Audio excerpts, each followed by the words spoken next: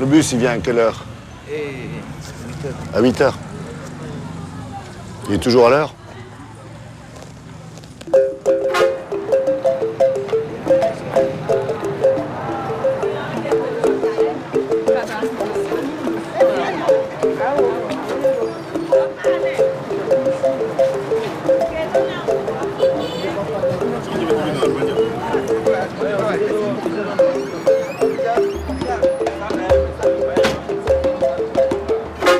On en a chargé des bidons, des paniers et des sacs avant de partir. Mais quand ça part vraiment. On trace, on fonce, parce qu'il y a de la route, comme on dit. Plutôt calme, les passagers dans la fraîcheur du matin, mais bien vite, tout ce petit monde se met à causer. D'abord, il y a le passage de David, le contrôleur et organisateur des pauses pipi. Et puis, les étudiants, Julien et Sylvain, intrigués par la caméra et curieux de tout. Et forcément, des enfants, les yeux collés aux vitres, regardant le paysage que le chauffeur fait défiler, pied au plancher. Ah, les femmes du bus. Une institutrice, une vendeuse, la femme d'un scientifique et une coiffeuse. Les meilleures amies du monde, alors qu'au départ, c'est à peine si elles se regardaient. Mais les femmes d'Afrique ont tout un point commun, elles adorent rigoler. À peine 1 heure de route et tout le monde connaît tout le monde, à commencer par Séverin qui, carte à la main, m'explique tout son programme de recherche pour la biodiversité. Lui s'occupe des scorpions, ses collègues de tortues et de lézards.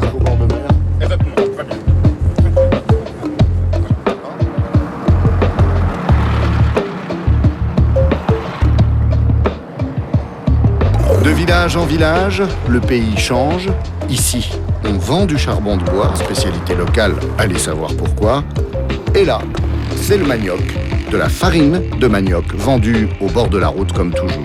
Et un peu plus loin, un marché dont on m'a beaucoup parlé, un marché ombragé, on y trouve tout ce qu'on cherche, paraît-il. C'est là que je descends, la besace pleine de bons souvenirs.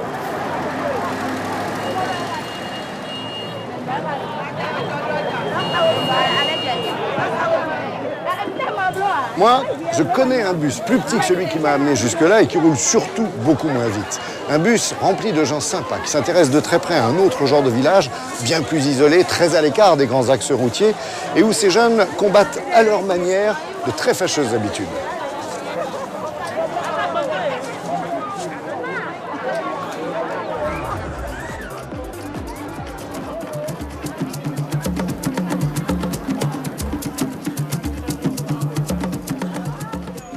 Mesdames et messieurs, bonjour, bonsoir, selon l'heure à laquelle vous me recevez. Désormais, une nouvelle émission dans votre maison. Je veux savoir. JVS. Vous avez vu ça? Je veux savoir. C'est moi sur l'écran. Je présente JVS. Je veux savoir. Enfin, l'émission qui aide les Béninois à connaître leurs droits. Mais bon, comme tous nos villages ici n'ont pas d'électricité ni de télévision, nous y allons souvent nous-mêmes avec un groupe électrogène. Nous sommes une quinzaine à travailler sur cette émission. Tous de Cotonou. Mais pour être plus proche des gens, et quand le sujet l'exige, nous allons dans les campagnes. Et la destination aujourd'hui, c'est Diogo. Diogo, au nord du Bénin, à plus de 500 km de Cotonou. Et suivez-nous. Allez en route.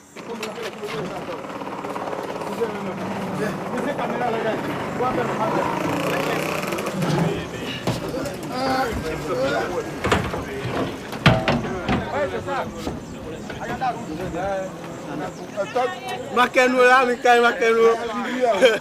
C'est bon, tout est bien solide là. Hein? Tu es sûr?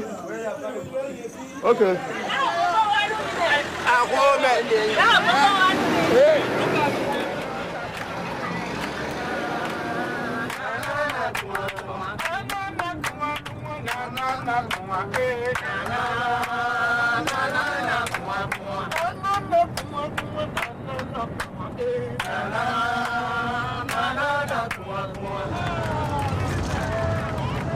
Nous allons à Djougou tout simplement parce que Djougou est une ville dans le Grand Nord, l'une des plus grandes villes où le mariage précoce et le mariage forcé fait ravage.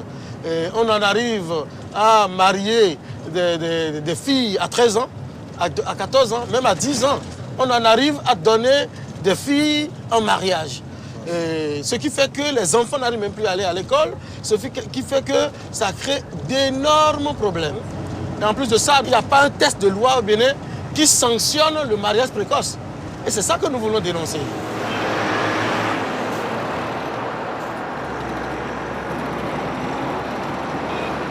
Là, nous arrivons à Djougou. Mais comme il nous faut des acteurs locaux, nous allons faire un casting. Casting. On m'appelle Bio A. Foussena.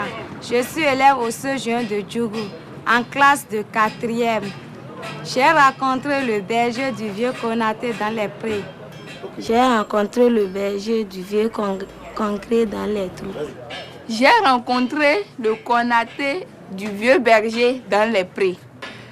J'ai rencontré le berger du vieux Konaté dans les prés. Ma sœur, tu sais, j'ai rencontré un vieux, je ne sais même pas quoi te dire, ma sœur. Il est riche, on ne dirait même pas.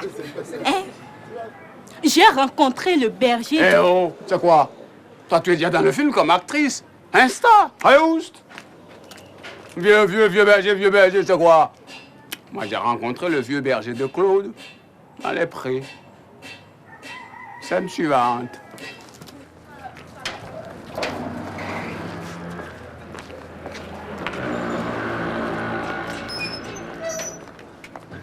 Après, on fait l'arrivée, silence.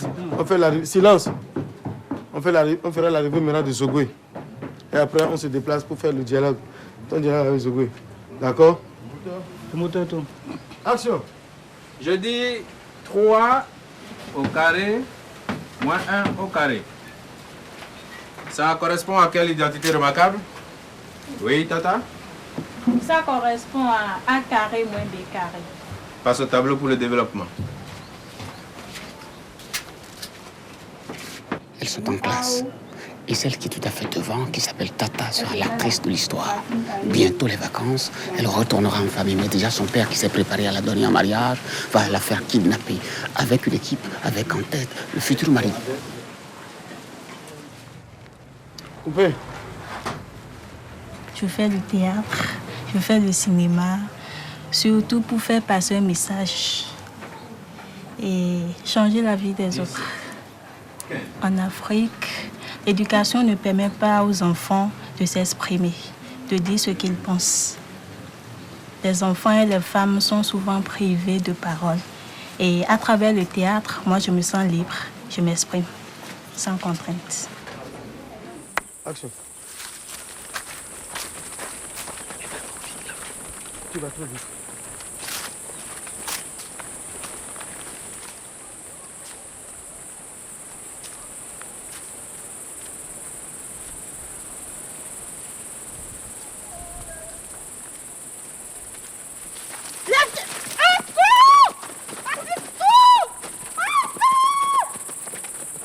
Lorsque nous allons dans les villages pour interviewer des gens sur tel ou tel sujet, nous savons bien évidemment qu'il y en a qui vont nous dire la vérité. Mais la plupart du temps, ils ne disent pas tous la vérité.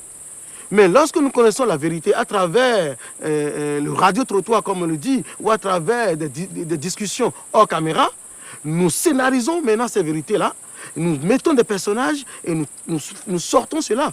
Et ça marche à tous les coups. J'espère que c'est compris. Elle est certainement en route. Pas de raté. Pas de raté. Compte sur nous. Dès ce soir, tu auras ta femme. En gros, ce sera sans faute. Je donne un exemple. J'étais en plein tournage d'une fiction dans un village. Et je me rends compte que devant une case, il y a un groupe de jeunes, plus de vieilles personnes qui sont là à boire de l'alcool. Et je me suis intéressé de savoir, mais qu'est-ce qui se passe? Pourquoi ils sont là? On m'a raconté que c'est une dame. Une jeune dame qui a été raptée, ramenée et, entre griffes, violée par son supposé mari devant tout le monde. La tradition impose que cette fille est obligée d'épouser celui qui l'a déviergée. Alors, quand vous voyez ça, ça vous interpelle obligatoirement. Action!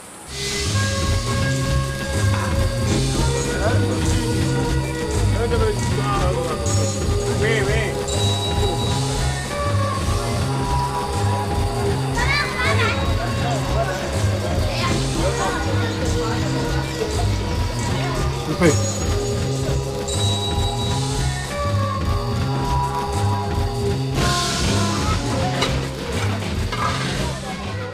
Le comédien a un rôle très important à jouer.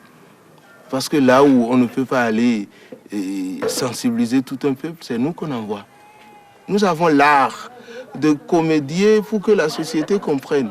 On n'a pas besoin de trop parler, parce qu'il y a les gestes, les personnages. J'ai plus d'une centaine de films à mon acte. Tous les vices incarnés au Bénin, c'est moi. Voleur, braqueur, violeur, il y a tout. Et une fois, j'étais allé dans notre marché international, les gens ont crié « Oh voleur, oh voleur !» Parce que quand j'incarne le personnage, j'ai même des problèmes avec les voleurs. Ils disent que je vends la mèche. Alors c'est pas ça. Moi je sais ce que je fais et je veux qu'on corrige, qu'on sensibilise, qu'on initie.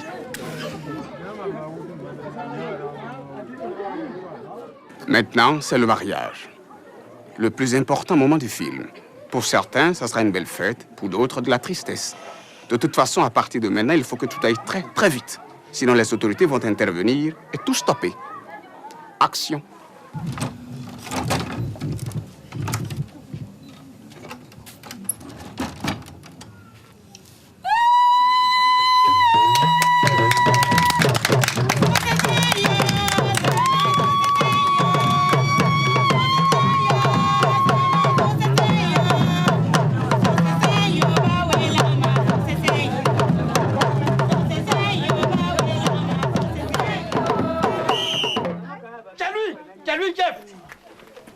Officier de police, je vous arrête. Pour incitation de mariage précoce et intimidation de mineurs par voie de fait à céder au mariage. Et après, c'est ma fille, ma propre fille. Et aucune loi ne l'interdit. Où est la fille?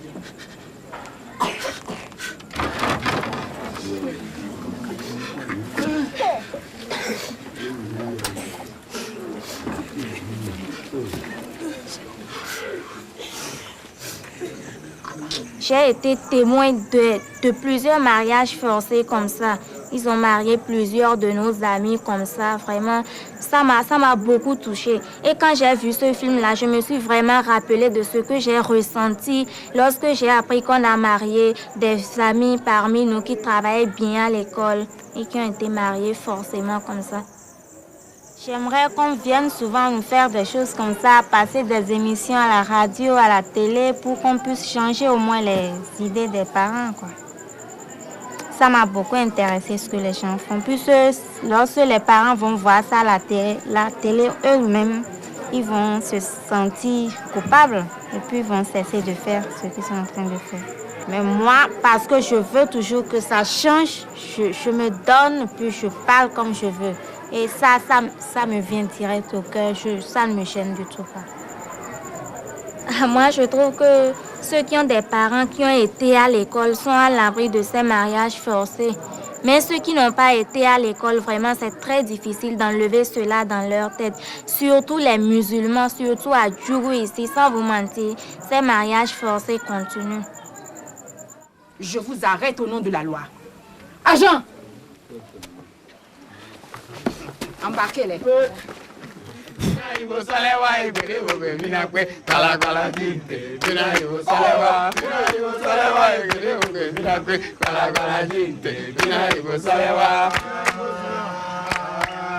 Eh bien oui, voilà.